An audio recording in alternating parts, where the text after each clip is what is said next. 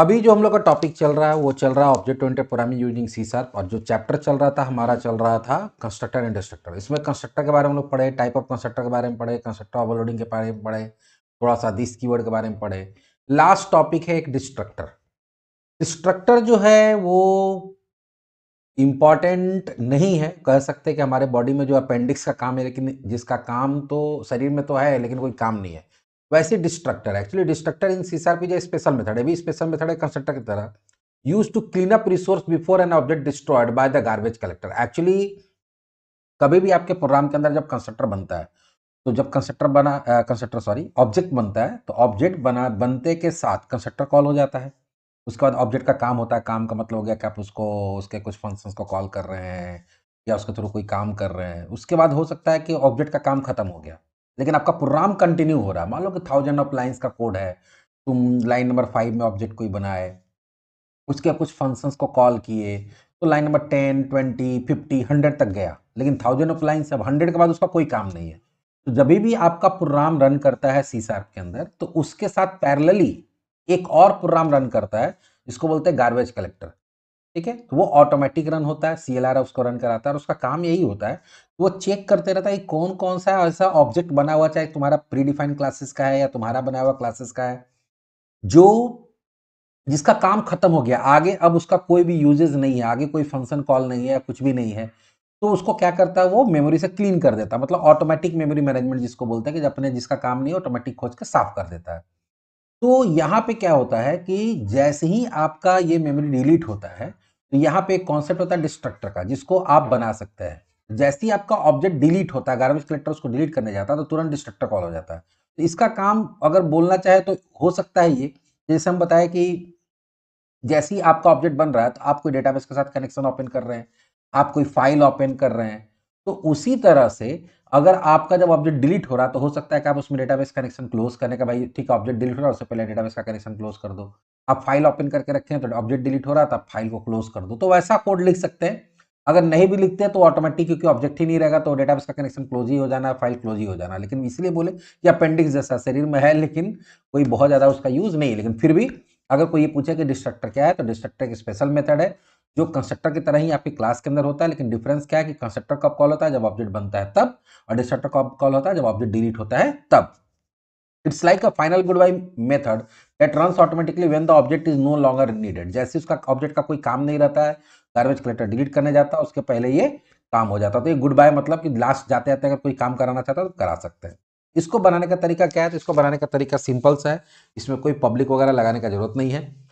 आपको सिर्फ class name देना है, जैसे कंस्ट्रक्टर में देते हैं, बस आगे क्या लगाना होता है, टिल्ड साइन। टिल्ड साइन लगा देने तो क्या हो जाता है, वो तुम्हारा डिस्ट्रक्टर हो जाता है। बाकी अगर कोई क्लीन अप कोड जैसे डेटाबेस कनेक्शन क्लोज करना है, फाइल क्लोज करना है, या फिर मान लो कि कोई वेरिएबल में को आप इनिशियलाइज किए हैं कोई वैल्यू के साथ में, या उसमें बहुत सारा वैल्यू है, उसको आप क्या कर सकते हैं, जीरो से इनिशियलाइज कर देकर चलो जाते समय छोटा डेटा दे दिए, ताकि गार्बेज कलेक्टर आसानी से उसको डिलीट कर दे। तो बहुत सारा रीजन से कर सकते हैं।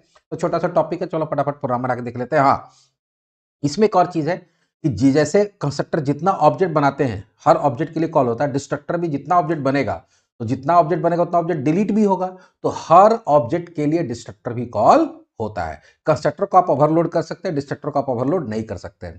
कंस्ट्रक्टर विद पैरामीटर हो सकता है, डिस्ट्रक्टर विद पैरामीटर नहीं होता है। चलो दो तीन छोटा छोटा पॉइंट तो देख लिए। अब एक बार हम लोग सिर्फ ट्राई कर लेते हैं कंस्ट्रक्टर डिस्ट्रक्टर बना के, वो कॉल होता है कि नहीं होता है। तो चलो नोटपैड खोलते हैं और यहाँ पे एक प्रोग्राम बनाते हैं यूजिंग सिस्टम पब्लिक क्लास। चलो डेमो ही चल रहा, तो डेमो चलने देते हैं। इसके अंदर एक कंस्ट्रक्टर बनाते हैं पब्लिक डेमो, सिर्फ समझाने के लिए। और यहाँ देते हैं console dot right line constructor called. ये बताएगा कि भाई कंस्ट्रक्टर कॉल हुआ। और एक बनाते हैं डिस्ट्रक्टर पब्लिक, सॉरी पब्लिक नहीं, सीधे डेमो, आगे टिल्ड साइन लगा दिए, console dot right line destructor called. Main बनाते हैं पब्लिक स्टैटिक वॉइड मेन, और हम लोग दो ऑब्जेक्ट बनाते हैं सिंपल, और कुछ नहीं करते। डेमो का D equals to new demo, D1 and demo का D2 equals to new demo. अब इसको रन कराते हैं, कंस्ट्रक्टर डेमो डॉट, कंपाइल करते हैं,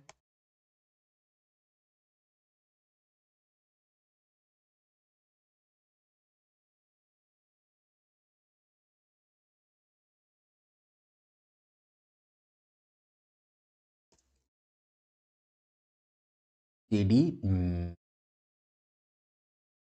programmes star CSC constructor demo dot CS compile हो गया। अब रन कराते हैं, देखो 2 ऑब्जेक्ट बना तो 2 बार कंस्ट्रक्टर कॉल हुआ, और जैसे आपका प्रोग्राम खत्म हुआ, तो क्या हुआ होगा, अब इसको लगा होगा अब तो इसका ऑब्जेक्ट का जरूरत है नहीं, उसके लिए क्या हुआ, दोनों ऑब्जेक्ट के लिए 2 बार डिस्ट्रक्टर भी कॉल हुआ।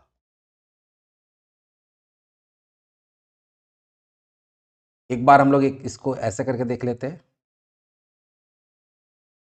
कि यहाँ पर हम लोग सिर्फ इसका लाइफ लाइन ये समझते हैं कि लाइफ साइकिल कैसे काम करता है। कंसोल डॉट लाइन यहाँ पे देते हैं मेन स्टार्टेड, इससे थोड़ा सा और तुम लोग को ये कॉन्सेप्ट क्लियर हो जाएगा कि जब प्रोग्राम कॉल रन होता है तो सबसे पहले मेन कॉल होता है, फिर ऑब्जेक्ट वगैरह बनाए, फिर हम लोग यहाँ लिखेंगे मेन एंड हो रहा है, मेन एंडेड, मेन खत्म हो गया। अब देखते हैं कि कैसे ये काम कर रहा है।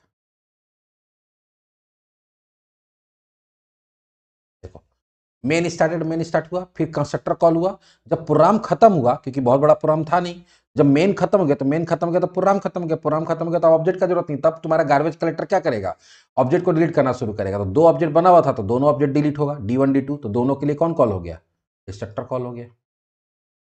इससे तुमको लाइफ साइकिल भी समझ में आया कि सबसे पहले प्रोग्राम में मेन कॉल होता है, फिर तुम्हारा सारा काम होता है, जब प्रोग्राम खत्म हुआ तो तुम्हारा ऑब्जेक्ट का काम खत्म हुआ, क्योंकि जब प्रोग्राम ही नहीं तो ऑब्जेक्ट नहीं, ऑब्जेक्ट नहीं तो तुम्हारा क्या होगा, ऑब्जेक्ट डिलीट होगा, ऑब्जेक्ट डिलीट होगा तो हर ऑब्जेक्ट के लिए क्या कॉल होता है, डिस्ट्रक्टर। तो डिस्ट्रक्टर भी एक स्पेशल मेथड होता है, इसका वही नाम होता है जो क्लास के अंदर होता है, बट आगे क्या लगाना होता है, टिल्ड लगाना होता है, नंबर 1। दूसरा डिफरेंस क्या है कि कंस्ट्रक्टर विद पैरामीटर हो सकता है, डिस्ट्रक्टर विद पैरामीटर नहीं हो सकता है। कंस्ट्रक्टर के आगे पब्लिक प्राइवेट वगैरह लगा सकते हैं, लेकिन यहाँ पे कोई भी आपको एक्सेस स्पेसिफायर नहीं लगाना है। और ये कब कॉल होता है, जब ऑब्जेक्ट डिलीट होता है तब, और कंस्ट्रक्टर कॉल कब कॉल होता है, जब हम लोग ऑब्जेक्ट बनाते हैं तब। चलिए ये छोटा सा टॉपिक बचा हुआ था कंस्ट्रक्टर डिस्ट्रक्टर में, उसको भी खत्म कर दिए।